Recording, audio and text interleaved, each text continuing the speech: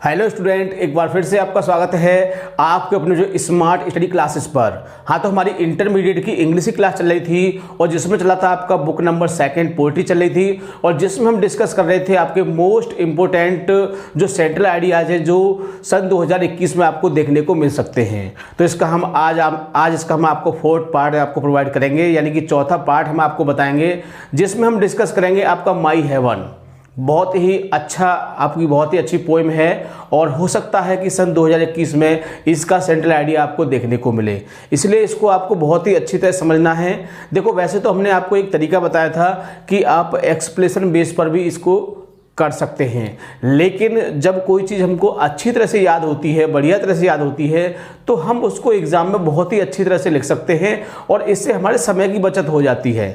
इसीलिए आपको सीरीज जो है, हमने जो मोस्ट इंपोर्टेंट हमने जो सेंट्रल आइडिया बता रहे हैं, इनको आपको बहुत ही अच्छी तरह से याद करना है। जैसे एग्जाम में आपको दिखाई दे, आप बहुत ही अच्छी तरह से इसको लिख सकते हैं। तो देखो, केवल हमने आपको 5 बताए हैं और जिसमें हम आज इसका चौथा आपको बताएंगे, माई हेवन, जिसे रविंद्रनाथ टैगोर ने लिखा है। बहुत ही अच्छी पोएम है और इन्होंने इसमें बहुत ही अच्छी तरह से वर्णन किया है कि किस तरह से देश के बारे में, देश में क्या चीज़ फ्री होनी चाहिए, क्या चीज़ मुफ्त मिलनी चाहिए, देश की सेवा कैसे होनी चाहिए। तो ये सब बातें इसमें बताई गई हैं। तो बहुत ही अच्छा सेंट्रल आइडिया है, इसको आपको अच्छी तरह से याद करना है। ठीक है, तो ज़्यादा समय ना वेस्ट करते हुए चलते हैं अपने टॉपिक की ओर।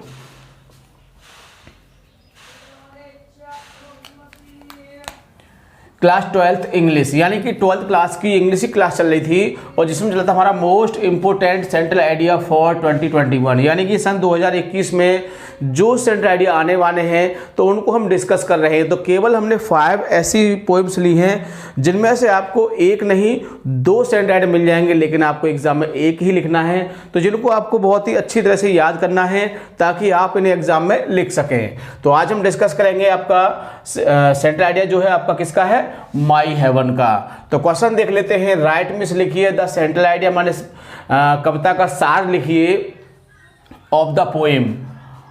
पार्ट आपका चौथा है, ठीक है ना।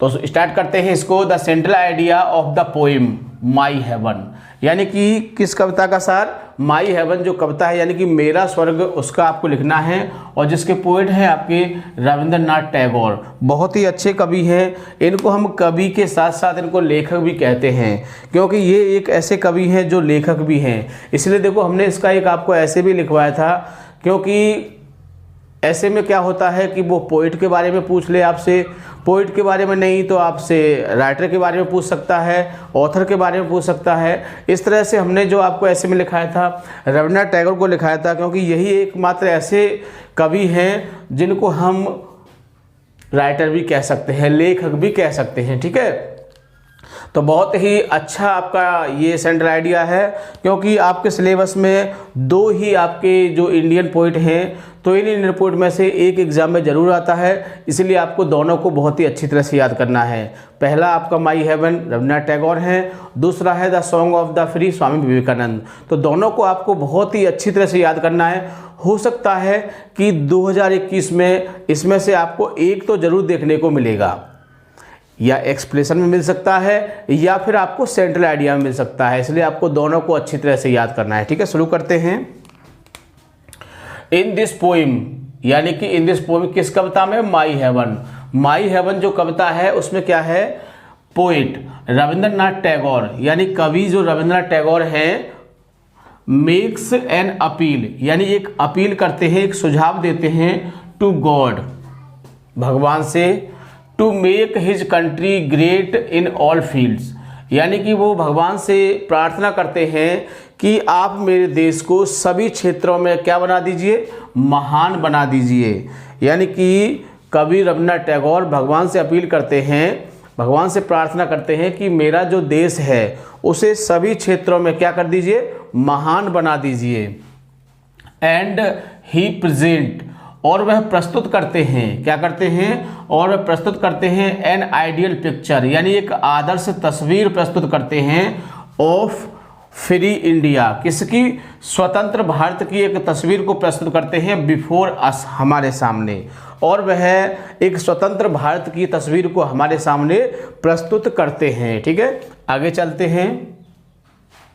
एंड और the people of his country, यानी कि हमारे देश के जो लोग हैं, पीपुल में से लोग, ऑफ हिज कंट्री हमारे देश के जो लोग हैं, शुड बी फ्री, उन्हें कैसा होना चाहिए, उन्हें स्वतंत्र होना चाहिए, एंड फियरलेस और निर्भीक होना चाहिए। यानी हमारे देश के जो लोग हैं उन्हें स्वतंत्र और निर्भीक होना चाहिए। दे शुड लिव, उन्हें रहना चाहिए विद डिग्निटी, किसके साथ, उन्हें वैभवता के साथ यानी अच्छाई के साथ उन्हें रहना चाहिए। They should get free knowledge, और उनको मुफ्त में क्या मिलना चाहिए, ज्ञान मिलना चाहिए। यानी कवि कहते हैं कि देश के जो लोग हैं उन्हें फ्री में क्या मिलना चाहिए, ज्ञान मिलना चाहिए, क्योंकि जब ज्ञान फ्री में मिलेगा जब ही देश तरक्की कर सकता है, और कोई तरीका नहीं है। इसीलिए ज्ञान कैसा मिलना चाहिए, स्वतंत्र रूप में मिलना चाहिए, मुफ्त में मिलना चाहिए। और मिलता भी आपने देखा होगा कि जो सरकारी स्कूल्स होते हैं उनमें क्या होता है, शिक्षा बिल्कुल फ्री होती है, ना के बराबर फीस जाती है, ठीक है, तभी तो देश तरक्की करेगा। They should not be divided, और उन्हें नहीं बंटना चाहिए, क्या होने चाहिए, उन्हें बंटना नहीं चाहिए, ड्यू टू कास्ट, किसके रूप में, किसके कारण, जाति के रूप में नहीं, क्रीड मजहब के रूप में, एंड लैंग्वेज और भाषाओं के रूप में। यानी उन्हें भाषा, जाति और मजहब के रूप में नहीं बंटना चाहिए। यदि लोग इस तरह से बटेंगे तो क्या होगा, देश में फूट पड़ जाएगी और देश उन्नति नहीं कर पाएगा। इसीलिए देश को नहीं बंटना चाहिए जाति में, मजहब में और भाषाओं के रूप में, ठीक है। इसमें एक रिलीजियस भी होता है, धर्म के रूप में भी नहीं बंटना चाहिए। दे शुड बी ट्रुथफुल, और उन्हें कैसा होना चाहिए, उन्हें सत्यवादी होना चाहिए। दे शुड गेट कंप्लीटनेस, उन्हें पूर्णता को प्राप्त करना चाहिए। यानी उन्हें हर क्षेत्र में कैसा होना चाहिए, पूर्णता, यानी जो भी क्षेत्र है उनका, शिक्षा का क्षेत्र है या आपका और कोई काम का क्षेत्र है, यानी व्यक्ति जिस क्षेत्र में कार्य कर रहा है उसे उस क्षेत्र में निपुण या पूर्ण होना चाहिए, तभी तो देश तरक्की करेगा। They should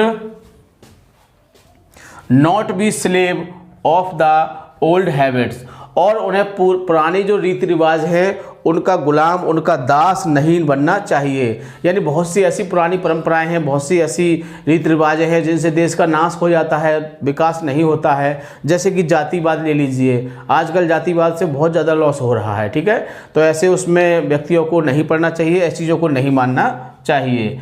and they should progress, और उन्हें उन्नति करनी चाहिए इन थॉट्स, किसमें, विचारों में, और उन्हें विचारों में उन्नति करनी चाहिए, एंड एक्शंस और कार्यों में। यानी कि जो देश के व्यक्ति हैं उन्हें किसमें, विचारों में और कार्यों में उन्नति करनी चाहिए। यानी कि विचार कैसे होने चाहिए, अच्छे होने चाहिए, सही होने चाहिए। यानी किसी से हमें अभद्रता के साथ नहीं बोलना चाहिए, कटु शब्द नहीं बोलने चाहिए, जिसके साथ बोलना है सही शब्द बोलने चाहिए। ये हो गए विचार और कार्यों में। और जो हमारे कार्य हैं, जो एक्शन हैं, वो हमें निष्ठापूर्वक अच्छी तरह से करने चाहिए, ताकि दूसरे को कोई दिक्कत ना हो और अपना भी बेनिफिट हो। यानी ऐसे कार्य करने चाहिए जिससे दूसरे को नुकसान ना हो। कार्य तो बहुत सारे होते हैं, अच्छे भी होते हैं, बुरे भी होते हैं, लेकिन बुरे कार्य नहीं करने चाहिए, अच्छे कार्य ही करने चाहिए, तभी देश तरक्की करेगा। इसीलिए द पोइट प्रेजेज, इसीलिए जो कवि हैं वो प्रशंसा करते हैं टू गॉड, किसकी, भगवान की। इसलिए वो भगवान की प्रशंसा करते हैं कि भगवान मेरे देश को आप सही बना दीजिए, लोग सही रास्ते पर चलें, ऐसी उनको बुद्धि दीजिए। तो बहुत ही अच्छा आपका सेंट्रल आइडिया है और आपको अच्छी तरह से याद करना है। वैसे भी हमने देखो छोटे छोटे सेंटेंस के माध्यम से लिखवाया है, 2-3 बार वीडियो को देख लेना, आपको बहुत ही अच्छी तरह से याद हो जाएगा। और देखो आपको कम से कम मैंने बताया था, यदि आपको पीछे से याद करनी है तो कम से कम आपको 3 याद कर लीजिए, मैं गारंटी देता हूँ 1 आपको ज़रूर मिल जाएगा। शुरुआत में से करने हैं तो शुरुआत के 3 कर लीजिए, 1 आपको ज़रूर मिल जाएगा।